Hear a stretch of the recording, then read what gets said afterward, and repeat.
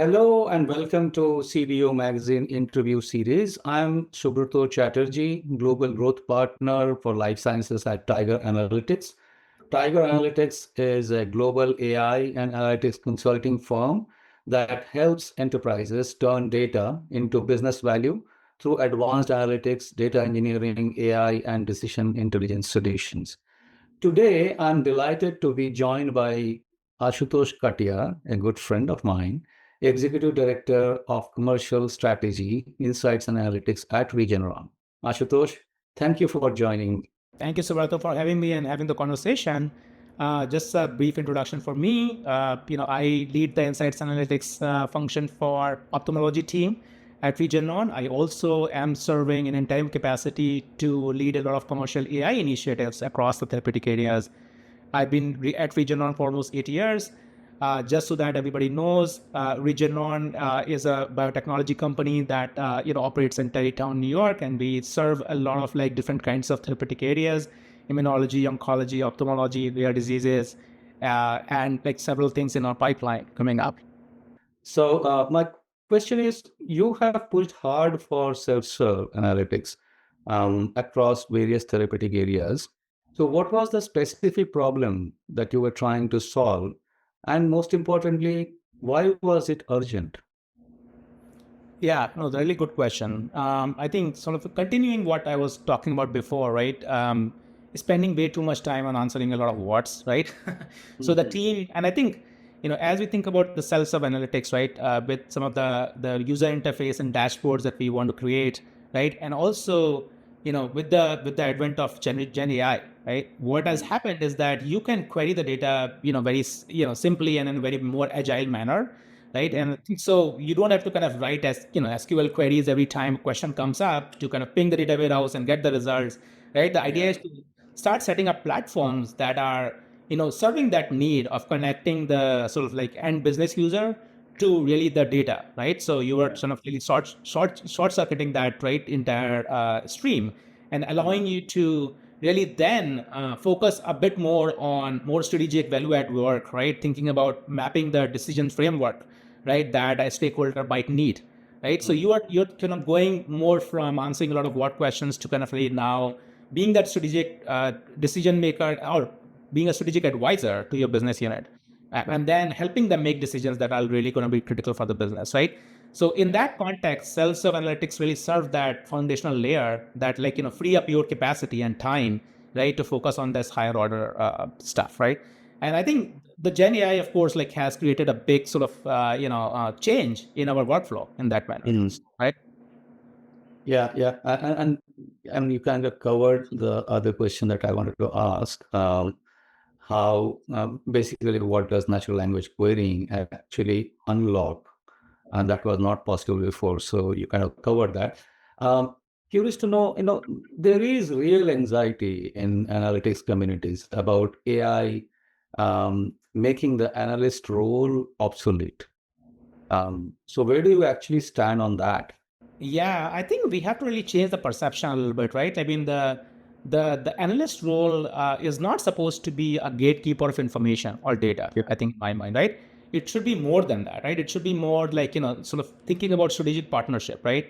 So AI can serve that role, right? Like AI can, or Gen AI tools and NLP tools, querying tools can serve, right? Like they connect the dots for the business stakeholders and they can query the data directly without the need of going through business analyst. But I think business analysts serve a very critical role because the need for understanding the business context, understanding what is relevant question to ask, right? The AI that will really kind of go into the decision making, right? And also whatever AI is spitting out, right? It needs validation, right? So there are some of those aspects of the analyst role that will remain, right? Because you need that human in the loop, right? To ensure that the questions you are asking are the right questions, and secondarily the information that Gen AI engines are spitting out are the right sort of contextual relevant information, right? And also guiding the business stakeholders to look how to ask the right questions, right? Those are the kinds of things that I think business analyst roles will sort of still play very heavily, right?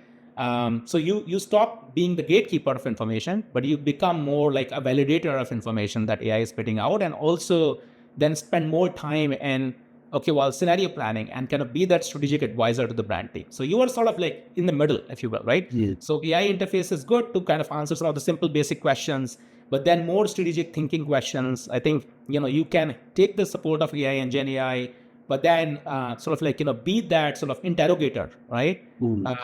As an interface between AI and business.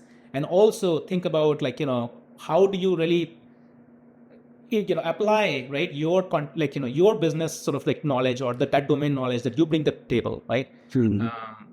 As the insights tries to hit the brand teams or hit the business units, right? So Very well. that role is not going away, it's just evolving, I think, in my mind, right? No, And very well. we have to understand that, right? Yes. Yeah, I think that's a great point you made, and that's very comforting also, knowing that there are so many intelligent people in doing that role. They always have that kind of apprehension, which is important to be addressed. So great point. Moving on top of that, right? So continuing on self-serve analytics capability only, how do you build a self-serve capability that empowers the commercial teams without creating the risk that they draw wrong conclusions from the data that they do not fully understand? Yeah, it's a good point. I think a lot of it is like foundational, right? So capability, right? So if you think about one of the key things that has been coming up these days is, how do you create the good semantic layer, right? Like for Gen AI engines to operate, right? So one of the things that I think we are doing right in the middle of doing is, we've created a data foundation, but then you really need a good semantic layer that really can, you can ask the simple questions, it understands the context and grabs that information, right? So, so AI is useful only when it is trusted, right? So if you cannot build that trust with the stakeholders, right, in the interface that you're providing them, I think it will just fall apart, right? So to me, sort of creating those guardrails, making sure the query responses are explainable, right? It the whatever AI platform you're building, it can document, right, like the way the reasoning and pulling the information, right? So it is, it's documenting everything and it's kind of really giving you the explainable pieces, right? As it's running the queries. And that builds trust, right, for the stakeholders. So it becomes really critical, and that becomes a really part of your journey, right, of self-analytics, right? If you are able to get to a point where, the stakeholders can ask a question without the risk of them getting incorrect information, that is number one. I think the worst thing that you can do is like, you can create an engine which is really great and they can get the response, but then they make the wrong decision, right? Based on that response. So that is the worst thing that could happen. And that is where I think, the partnership with the business unit leaders comes in, right? Like stakeholders comes in, right? You actually are the custodian of, the information and insights for a very big decision that they're trying to make, right? So, think about, creating the platform is great, but at the same time, thinking about, okay, well, ensuring that there are guardrails and then the questions that they're asking are the right questions, right? Those are the kinds of things that I think we need to start focusing more on, right? To build that trust, right, with the engine, and also make sure that you are creating that value, right, for stakeholders. Yeah, I'm sure. I mean, I know you've been driving this within your company. So you must have gone through a lot of challenges also in that. But the topic that I want to get into is what does it take to get a commercial organization to actually adopt self-serve analytics tools? But given that service model which is existing in the industry, right, where analytics function is uh, literally used like a service provider. So given that behavior change, given that context, the behavior change is often harder than the technology build. So I'm curious to know, what does it take to get the commercial organization to actually adopt self-serve tools, and how are you driving it in your company? No, it's a really good question. And I don't think like, we are there yet, right? So to me, like we're in the middle of like this change management process, right? As we build our infrastructure and the self-serve tools, to me, it starts with, thinking about like how stakeholders are consuming information, right?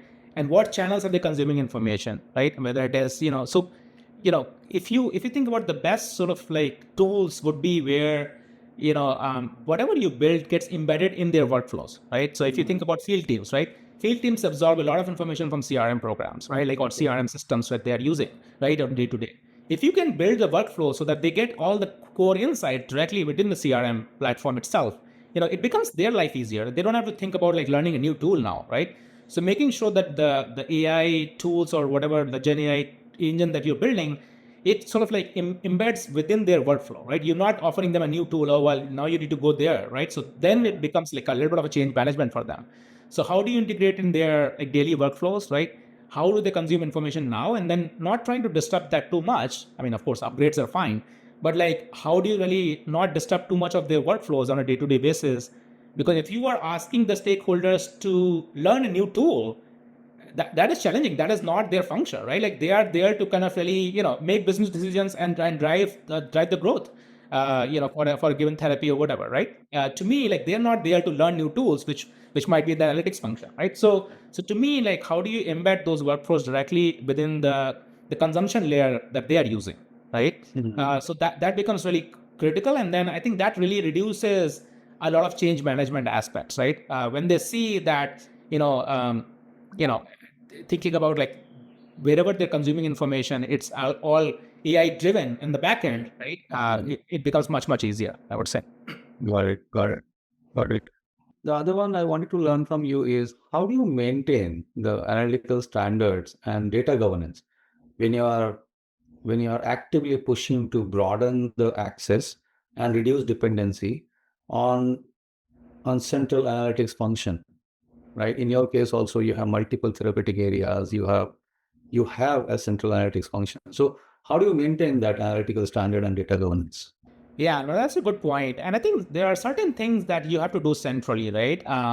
Things like data governance and things like, because the data governance principles would go across therapeutic areas. It's not just one therapeutic area, right? But the access controls and the systems that you build should be embedded directly, right? So that it becomes a little bit of a, you create that central governance, but at the same time allowing the business units to operate independently, right? Because each of the therapeutic areas have different business problems that need to solve, right?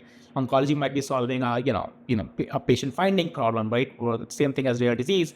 Then there are things within immunology and ophthalmology that we are trying to kind of drive the growth for a given indication, so forth, right? So the business problems that we're trying to solve are different. So we might need different sort of like custom analytics engine, but the idea is like the data governance and the access principles can be applied centrally, right? One of the things that I think we can talk a little bit about is the next best action program, right? So, as you're thinking about the next best action, the idea is like you create a technology foundation, right? Which really allows you to kind of now become, each brand can be onboarded to that capability, right? And they can operate their own business rules very separately, right? Across. So, even then the central role remains that the guardrails and access controls are applied centrally, but then like each business unit can customize their own. So that is where I think we need to have both aspects. It's more like a hybrid environment that you need to operate in. Sure. At least that's what I've seen successfully, right? Thank you so much, Ashutosh. This was wonderful conversation. What I'm taking away is that the insights and analytics function from reporting to proactive intelligence, from dashboards to self-serve decisioning, and from insights delivery to action enablement. That's the takeaway from me.